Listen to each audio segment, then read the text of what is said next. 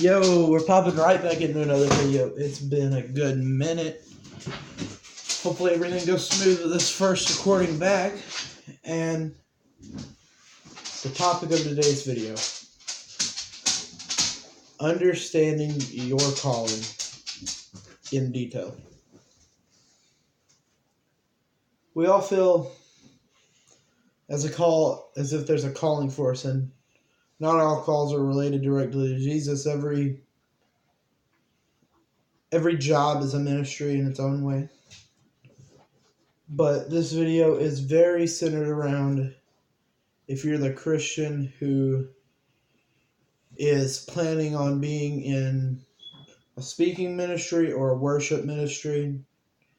And that can come from very many different viewpoints. And I have a few verses to talk about that with. And what I feel my calling is, and I'll talk about that a little bit. And what I feel like I'm supposed to do in life. And I'm going to try to keep this as not about me as possible, but while using stories about me from my life. So, the first verse I'm going to read is Jeremiah 33. It's the first 4 verses of it. It's, while Jeremiah was still confined in the courtyard of the guard, the word of the Lord came to him a second time. That is what the Lord says. He who made the earth, the Lord who formed it and established it, the Lord is his name. And then the Lord said, call to me and I will answer you and tell you great and unsearchable things you do not know. This is God talking about him revealing our purpose in life, unsearchable things that we don't know. There are a lot of things we can know, but only God can reveal the things that he knows and what our plan is. And that plan can be changed by God and what he wants for us. So the question is, how do I find my calling? It's you give it to God and you ask about it. And you decide that your calling isn't necessarily your calling, it's what God has planned. And it's kind of what you would really consider a path you're going to walk on instead of a set in stone where my life's going, because God can change anything he wants, and God doesn't follow our rules. We're supposed to follow his. So as you're searching for what your calling is, it's very important to remember that God has asked us to do everything for him truthfully, courageously, and bravely. And that anything we do for God should not be half-hearted. If you say you're going to do something, you should be giving it your all. And it's something we all fail with, and it's a sin as bad as any other. All sins are equal. But being lazy is something society does a lot. We push things back more than we should and forget about that. We just forget that God doesn't call us to be lazy. And Joshua 1:9 actually says, have I not commanded you? Be strong and courageous. Do not be afraid. Do not be discouraged. For the Lord your God will be with you wherever you go.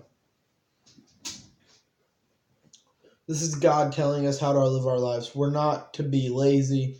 We're not to be scared. We're not to be weak. We are meant to be strong and courageous in our spirit. God will do it all for us if we give him a little bit. And that's something that I've been wanting to practice, but I've struggled with.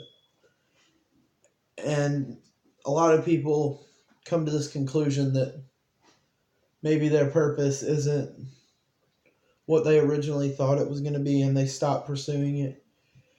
And after some time of no success, they say, well, I'm just not going to do it if it's a dead end. But is that courageous of you? Did you stay steadfast? Did you stand firm in your faith, like 1 Corinthians 16:13 says? Be on your guard, stand firm in the faith, be courageous, and be strong. Notice how it doesn't say be weak and be rushed and throw away what you've built and stop doing what you've already started doing. It says be firm in faith be courageous and be strong. And I think it's important for us to always follow after what we feel God has planned. And whenever it's not what God has planned for us, He'll let us know, and that's when we stop. So then you ask, what do I feel as if I'm called to do? I feel called to the ministry, and like it's my life, and that's what I'm going to do in my life, and I'm going to pursue that until God tells me differently. And if this is my ministry platform right now, it's my ministry platform. All jobs are a ministry platform. And I want to really be impactful and courageous and firm. I don't want to be weak in my faith and topple over and stray away from God all the time. I want to be on fire for Him all the time. And I think that's the Christian standard, and it's what we all want, but we don't accomplish it to our fullest. We can always grow stronger. So this has been my talk about what you do with God's calling for your life and just what it's meant for you.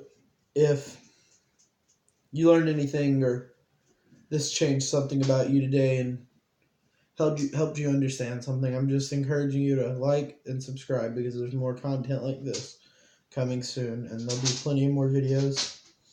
I'm sorry for the irregular uploads, and I plan on getting onto a schedule in which I upload this. Between work and school, it's very hard for me to upload throughout the week, so recording this video is a big blessing in itself. I'm so thankful you give me the honor to do this every day, and I'm so glad God gives me a platform like this.